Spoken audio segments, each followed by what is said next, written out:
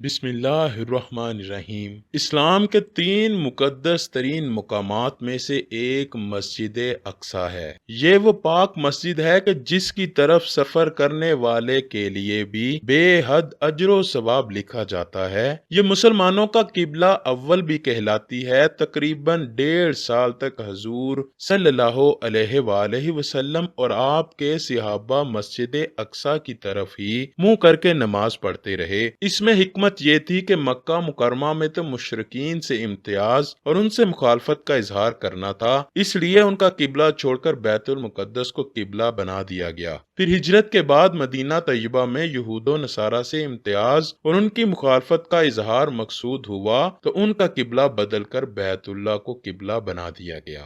مسجد اقصی کی تاریخ بہت دلچسپ و عجیب ہے۔ اس کی تعمیر ناقابل یقین واقعات سے بھری پڑی ہے۔ معراج النبی میں حضور اکرم صلی اللہ علیہ وآلہ وسلم نے مسجد اقصی ہی میں تمام انبیاء کی امامت کروائی، جو اس بات کی دلیل ہے کہ اس مسجد کا اسلام سے گہرا تعلق ہے۔ مختصر بات یہ ہے کہ مسجد اقصی مسلمانوں، عیسائیوں اور یہودیوں تینوں مذاہب میں ہی ایک مقدس مقام کا درجہ رکھتی ہے۔ یروشلم کو پیغمبروں کا مسکن بھی کہا جاتا ہے۔ وہاں بہت سے پیغمبر مبعوث فرمائے گئے۔ بیت المقدس کو مختلف قوموں نے اپنے اپنے عقیدے کے اعتبار سے مختلف ناموں سے نوازا ہے۔ یہودی اور عیسائی آج بھی اسے یروشلم کہتے ہیں۔ یہ جو 2 عبرانی الفاظ یرو اور شلم کا مجموعہ ہے، جس کے معنی امن کا ورثہ ہیں، جو کنانیوں کے صلح کے خدا شلم کی نسبت سے معروف ہے۔ بیت المقدس سے مراد مبارک گھر یا ایسا گھر ہے جس کے ذریعے سے گناہوں سے پاک ہو جانا ہے۔ اقصی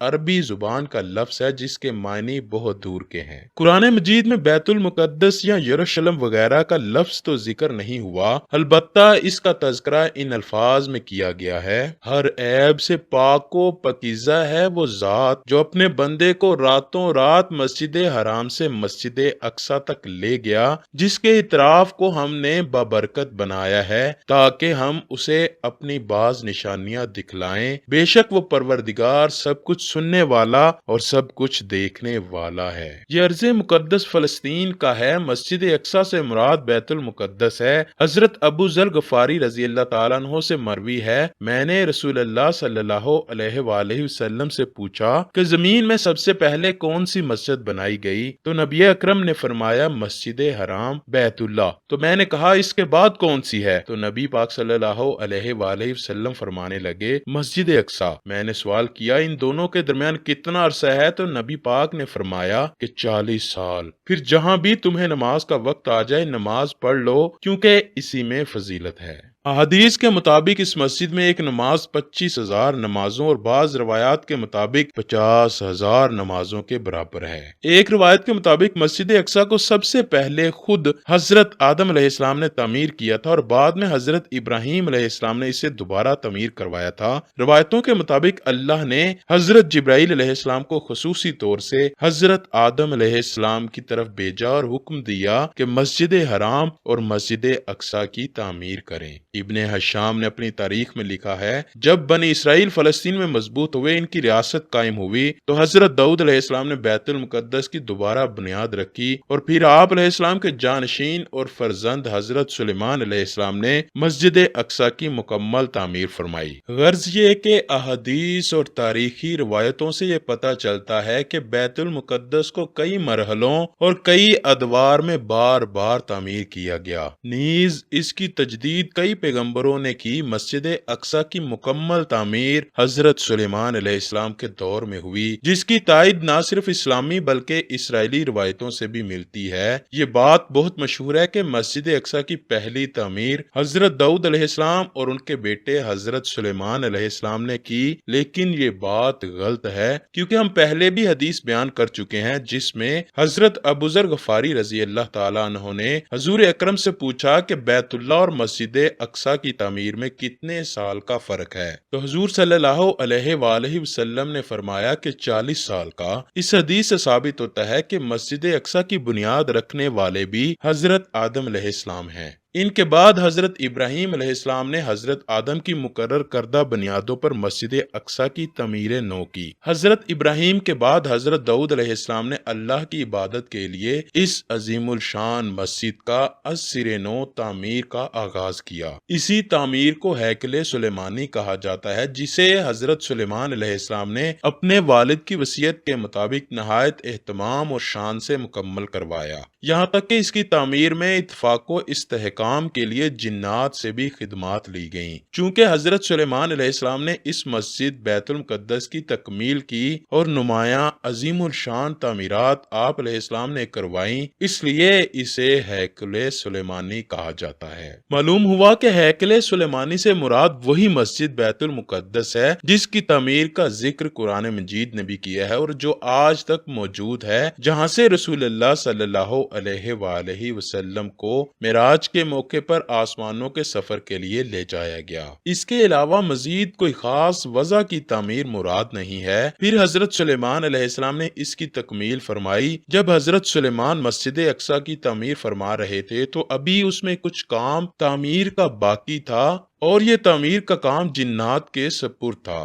جنات کو تو آپ جانتے ہی ہوں گے کہ ان کی طبیعت میں سرکشی غالب ہوتی ہے، وہ تو صرف حضرت سلیمان علیہ السلام کے خوف سے کام کرتے تھے۔ اللہ کے پیغمبر کو چونکہ اپنی موت کا پتہ ہوتا ہے، تو جیسے ہی حضرت سلیمان علیہ السلام کی موت کا وقت قریب آیا تو آپ سوچنے لگے کہ اگر میری وفات کا جنات کو علم ہو گیا تو وہ فوراً کام چھوڑ بیٹھیں گے اور تعمیر رہ جائے گی۔ حضرت سلیمان علیہ السلام نے تعمیر کی جگہ ایک شیشے کا محراب بھی بنوایا ہوا تھا، جس میں وہ عبادت بھی کرتے تھے اور مسجد کی تعمیر پر نظر بھی رکھتے تھے۔ آپ کا معمول تھا کہ کئی مہینے تک آپ اس محراب میں رہ کر عبادت کرتے اور جنات کی جرأت نہ ہوتی کہ کوئی اس محراب میں داخل ہو سکے۔ حضرت سلیمان علیہ السلام نے باذن ربانی یہ کیا کہ جب موت کا وقت آیا تو موت کی تیاری کر کے اپنے محراب میں داخل ہوئے، جو شفاف شیشے سے بنا ہوا تھا۔ باہر سے اندر کی سب چیزیں دیکھی جا سکتی تھیں اور اپنے معمول کے مطابق عبادت کے لیے اپنی چھڑی کا سہارا لے کر کھڑے ہو گئے کہ روح پرواز کرنے کے بعد بھی جسم اس عصا کے سہارے اپنی جگہ پہ جمع رہے۔ سلیمان علیہ السلام کی روح وقت مقررہ پر قبض کر لی گئی، مگر وہ اپنے عصا کے سہارے اپنی جگہ جمے رہے۔ باہر سے ایسے نظر آتا تھا کہ عبادت میں مشغول ہیں، جنات کی یہ مجال نہ تھی کہ پاس آ کر دیکھ سکتے۔ حضرت سلیمان علیہ السلام کو زندہ سمجھ کر کام میں مشغول رہے، یہاں تک کہ سال بھر گزر گیا اور تعمیر بیت المقدس کا بقیہ کام پورا ہوا تو اللہ تعالیٰ نے گھن کے کیڑے کو، جس کو دیمک بھی کہا جاتا ہے، حضرت سلیمان علیہ السلام کے عصا پر مسلط کر دیا، جس نے لکڑی کو اندر سے کھا لیا اور سہارا جیسے ہی ختم ہوا تو حضرت سلیمان علیہ السلام کا جسم زمین پر گر گیا، جس سے جنات کو بھی پتا چلا کہ حضرت سلیمان علیہ السلام کی روح پرواز کر چکی ہے۔ اس واقعے کو اللہ تعالیٰ نے سورہ سبا میں یوں بیان فرمایا: پھر جب ہم نے ان پر موت کا حکم بھیجا تو جنوں کو ان کی موت کا علم نہ ہوا، مگر زمین کی دیمک ان کا عصا کھاتی رہی، اور جب سلیمان زمین پر آئے تو جنات پر وہ حقیقت کھل گئی۔ اگر وہ غیب جانتے تو اس خاری کے عذاب میں نہ ہوتے۔ دوستو، آج مسلمانوں کے لیے باعث شرمندگی بات یہ ہے کہ ہماری وہ زمین جسے برکتوں کا خزانہ سمجھا جاتا ہے، وہ مسلمانوں سے چھن چکی ہے۔ 1948 میں دوسری جنگ عظیم کے بعد اسرائیل کو فلسطین میں داخل کیا اور 1967 میں 6 روزہ جنگ میں اسرائیل نے عربوں کو شکست دوچار کرتے ہوئے یروشلم بیت المقدس پر بھی قبضہ کر لیا۔ اس کے بعد صورتحال یہاں تک آن پہنچی ہے کہ 21 اگست 1969 کو ایک آسٹریلوی یہودی ڈینس مائیکل نے روحان نے قبلہ اول کو آگ لگا دی، جس سے مسجد اقصی 3 گھنٹے تک جلتا رہا اور جنوب مشرقی جانب عین قبلہ کی طرف بڑا حصہ گر پڑا۔ محراب میں موجود ممبر بھی نظر آتش ہوا۔ اس المناک واقعے کے بعد خواب غفلت میں ڈوبی ہوئی امت مسلمہ کی ایک دفعہ آنکھیں کھلیں۔ سانحے کے 1 ماہ بعد 25 ستمبر 1969 کو مراکش کے شہر رباط میں OIC کا قیام عمل میں لایا گیا، لیکن یہ ادارہ جو القدس کی آزادی اور امت مسلمہ کے اتحاد کی خاطر وجود میں آیا تھا، آج ایک دفتر میں سمٹ کر رہ گیا ہے۔ آج فلسطین کا مسئلہ عالم اسلام کا مسئلہ ہی نظر نہیں آتا۔ آج بھی مسلمانوں کا قبلہ اول پکار پکار کر مسلمانوں کی غیرت کو جھنجھوڑ رہا ہے۔ اللہ پاک تمام مسلمانوں پر اپنا رحم فرمائے۔ دوستو کمنٹ سیکشن میں آ کے آمین لکھنا مت بھولیے گا۔